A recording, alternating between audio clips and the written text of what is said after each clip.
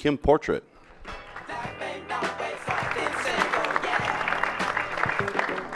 Good morning. How are we all? I should apologise straight up for my voice. I'd like to think I sound like this all the time, but I don't. I've managed to pick up a thermonuclear virus, but with a combination of Sudafed and ibuprofen, we will get through. My name's Kim. I have a clicker, which is excellent. Oh, too soon. I work at Think TV. We are an advocacy group. I know many of you have heard of us and seen us talk and speak about some of the things that happen inside the commercial broadcasters. Normally we have a yak about research, we talk about marketing campaigns, business outcomes, growth outcomes, but when the guys from AdNews came to see us and said, you know, we'd really like you to participate in our event, we had a long, hard think about it, and we said, tell us about the people that are in the room, tell us about the audience. And what we worked out was that giving you yet another research presentation, which by the way are excellent, and you should all come and see them, it's probably more interesting to really share some of the stuff that we're doing around the industry and what we're doing on behalf of our shareholders. So just quick show of hands, how many of you watch TV in a box, on the wall? Yeah? Can you, no, hands still up. How many of you watch TV on a tablet? Ever? How many of you watch mobile? Watch content on mobile? Yeah. So what we see and what we're experiencing is a real change in television, which brings to the guts of what I'm going to talk about today, which is set up what we think the future might look like. And some of that future is here today. But before we do that, and I don't know about you guys, but I find our industry is like jargon bingo. There's thousands of kind of definitions for the same term. And I don't know about you, I'm a simple creature. I get confused and I'm not quite sure what we're talking about. So I thought before we get to the addressability panel today, rather than spend 5 minutes talking about the good and the great of television, I'd actually spend some time just to go, hey, this is what we think. When we talk about these terms, this is what we mean. So the first one, and you guys have already demonstrated, is TV. What is TV? It's not a box on the wall. It's not a mobile phone, it's not a tablet, it's actually an experience, not a screen. So when you start to think about television, if you limit yourself to it's a mobile or it's a tablet or it's a big screen, you're kind of not really thinking about the whole experience. So for us, when we talk about TV, it's a video experience, and it's where consumers look at professionally produced content at the time and on the device of their choosing. So that's when we're talking about TV later today in the panel, that's what we mean. Why is that important to you guys? Well, eyes, and certainly ears, are really a window to wallets. And let's face it, we're all in this room looking to grow something, whether it's our own business, our clients' brands, our clients' businesses. And so we know that the experience of television is a great opportunity to capture the attention and engage, you know, people who go shopping for petrol and credit cards and soap and toothpaste and all the good stuff that we need. And there's just an example from Roy Morgan around how much time is actually spent on the TV experience, the total video experience. So it's important, it's worth talking about. And we've got more choice than ever. You guys have already demonstrated that before, but not just a device. If you start to think about things like connected TVs and some of the other places and spaces where people are consuming the content, we really are looking at a future that is going to fundamentally and has fundamentally changed. So, in the midst of a revolution, anybody that knows me will know I love a revolution. I'm always the first one at the barricades. And you know, we're seeing it already. If you look at things like the Olympics, there was 37.7 million, at the risk of number wanging, of that content consumed on all sorts of devices, live streamed. So what's the industry doing about this revolution? Well, one of the things we're going to talk about this morning is this notion of advanced advertising solutions. So it's not we don't own that term, it's a term that's been around for ages. However, when we talk about it, we're talking about total video that uses data, automation technology, or a combination of both, to deliver a message to a predefined audience. A lot of broadcasters are already delivering this as we speak. But there's more coming. And why should you care? This is actually pulled out of the US. It's from eMarketer, and it's a survey of CMOs. And they asked the CMOs, why is it important? Like, why do we care? We've got lots of targeting options, we've got lots of channels.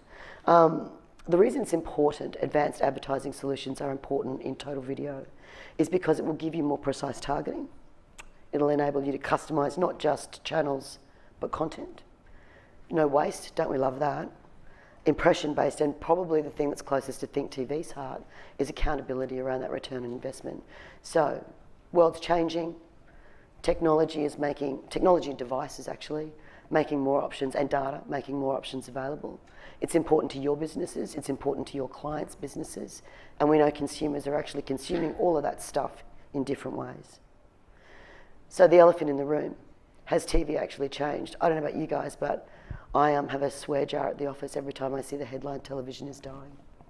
And let's be really clear, that's absolute nonsense. Television is not dying, as a wise woman said to me from London, it's having babies. So tablets, I know, right? Boom. The Sudafed's just kicked in, I'm feeling much better. So, the elephant in the room is, and it's a mythology that is propagated all over the place, and it's absolute garbage. Television is becoming more data-driven. Those solutions are available, and obviously we'll talk to you a little bit more. We've made some announcements this week about making TV easier to trade, because we think that's a really important piece of the puzzle, not just the outcome, but also the option in terms of the process to deliver those advanced ad solutions. And what do they look like?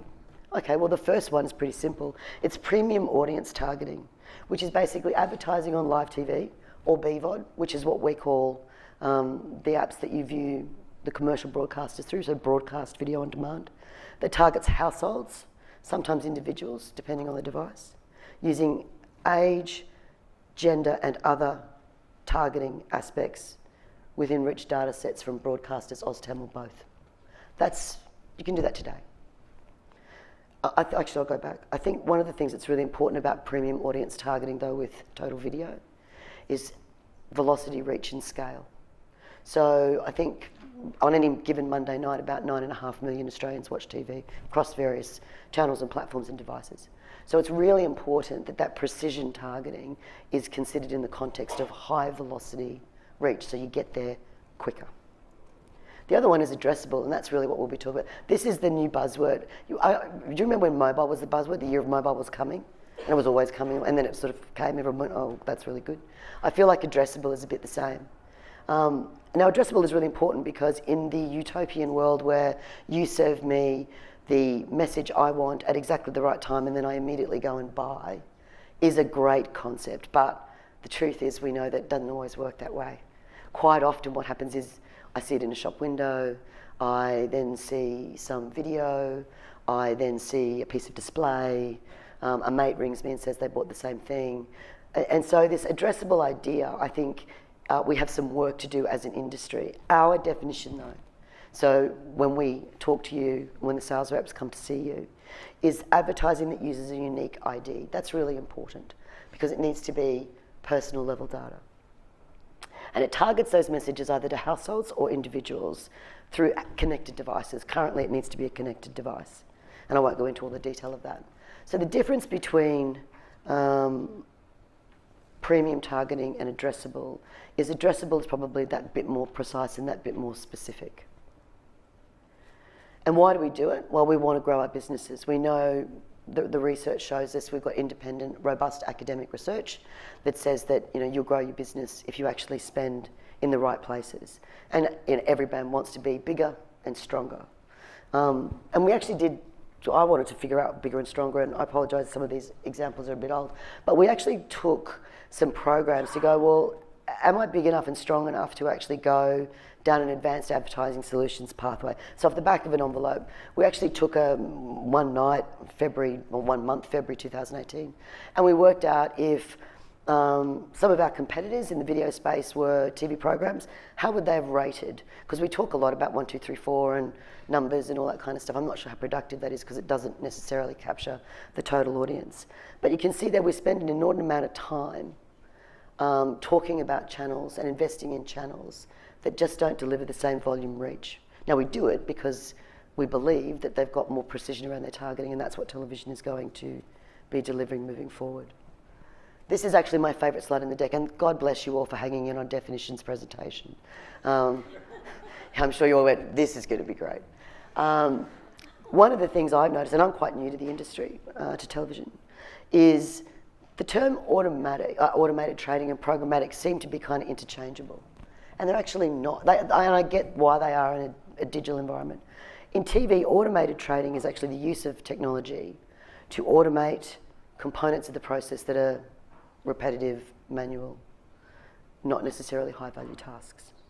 Data, I'm not going to bother with that, but you understand that. Programmatic, though, is actually a little bit different because it's the delivery system. And we do have something for everybody.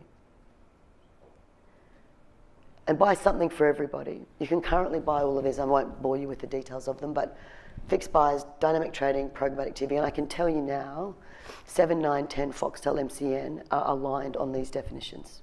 This is what they're talking about, and obviously the sales teams are working through it. But we have alignment as an industry around these definitions, because if you don't have the right language, you can't head to the future in a simple and easy way. Simple, right? And so when I presented this presentation as a test drive to my team, they kind of looked at me and went, that's a lot of stuff. Can you give us a one-pager that kind of sums it up? So, and you can see I'm incredibly proficient at PowerPoint. This is actually my slide. Yeah, I know, right? It's a bit embarrassing compared to the rest of it, isn't it? But oh, okay. So how does it all fit together? Basically, you've got advanced advertising solutions. Currently, in the total video market, that really is focused on two pieces, which is addressable and premium audience targeting. We'll talk about that today. Can't do either without data. And there's a lot happened and a lot to happen in that data space. What that means is how you buy, and you can buy, fixed placement, dynamic or programmatic. And you don't have to take a photo. Steal this from our website. Like, we encourage you to proactively steal from us. It's nice if you credit us. If you don't, that's okay too. And then underlying all of that, because this is obviously a complex environment, is some automated trading capability. So I thank you for indulging me rather than giving you 5 minutes on why television is great.